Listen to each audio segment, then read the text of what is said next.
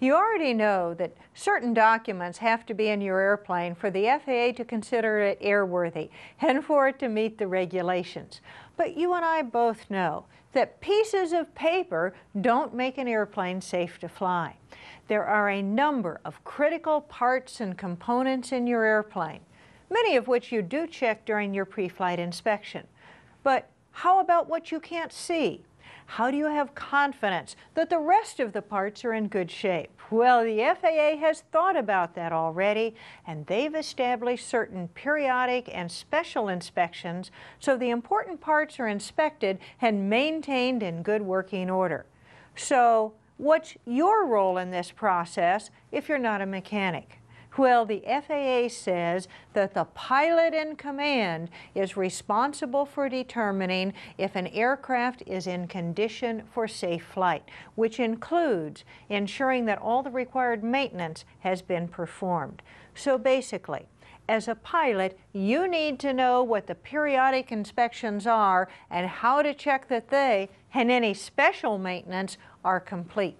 Now, the airplane's owner or operator is responsible for ensuring that the aircraft is maintained in an airworthy condition. And the owner or operator is also responsible for ensuring that the people working on the airplane complete the appropriate entries in the maintenance records to show that it's been returned to service. And no, you're not the one working on the airplane. But since you are the one flying it, you'll want to be familiar with those records.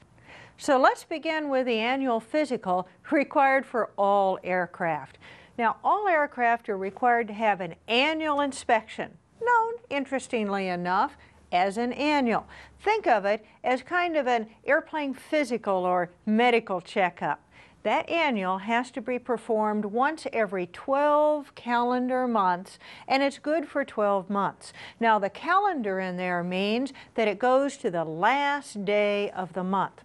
For example, suppose your Skyhawk had its last annual on July 9th of this year. When's the next annual going to be due? Well, that annual is good to the last day of the month of July, 12 months later. So, you can fly it until July 31st of next year. But on August 1st, it had better be in for its checkup before it's flown again. That's all good to know, but where in the heck do you find that information? Well, just like you have a logbook, so does your airplane. In fact, it has at least two. There's one for the engine and one for the airframe, which covers the other things.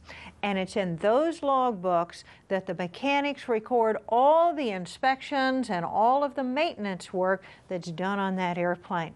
Now, the aircraft and engine logbooks are not required to be kept in the airplane. And in fact, most schools keep them safely filed away. But you might want to ask your instructor to show the logbooks for your Skyhawk to you so you can become familiar with them. Here's a sign-off for an annual inspection, and the ones you'll see should look something like it. It will show the date that the annual was completed, and it will also show that the aircraft has been returned to service.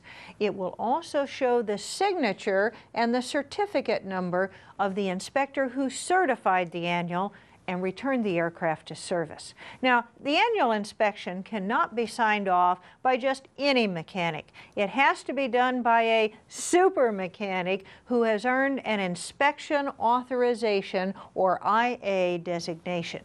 What that means is that he or she has more experience and has passed additional testing above and beyond that of the regular airframe and power plant mechanic. So following the inspector's certificate number, you'll see the abbreviation IA. Airplanes that carry people or cargo for hire, or those which are used in flight instruction for hire, require another periodic inspection. It's known as the 100-hour inspection, and as the name implies, it has to be done every 100 hours as measured on the airplane's tachometer. Now note that the tach may show a different time than that shown on the hour meter, the Hobbs meter. The tach shows directly how much the engine itself has run. Now, can you exceed that 100 hours? Yes, you can. You can exceed that 100 hours by 10 hours, but only to get the airplane to a place where that inspection can be done, to get it to a shop, not to squeeze in just one more training flight. Nor, by the way, can you extend your time between inspections by that extra 10 hours. The next inspection will still need to be done exactly 100 hours from the time this one was due. And by the way, the mechanic doing the 100-hour inspection does not have to be an IA. Now, let's take a look at an airworthiness directive, or AD. That's an FAA document that adds an inspection or maintenance action that's not covered during the regular annual or 100-hour inspections. ADs are mandatory, and when they apply to your airplane, you need to see a record in the logbooks that they've been complied with. Now, there's a couple of other inspections you'll also want to be aware of. Your transponder. Your transponder needs to be tested and inspected every 24 calendar months. And again, the calendar means it goes to the last day of the month. Also, your ELT. Your ELT has to be inspected every 12 calendar months. Now, the ELT battery needs to be replaced whenever the transmitter has been in use for more than 1 cumulative hour, or if 50% of its useful shelf life has expired. Most batteries have a useful shelf life of about 2 years.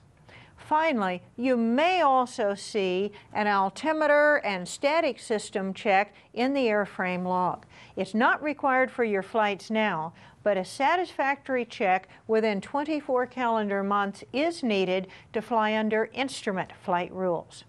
And so now you know what to look for in your airplane's health records to see if it's fit for flight.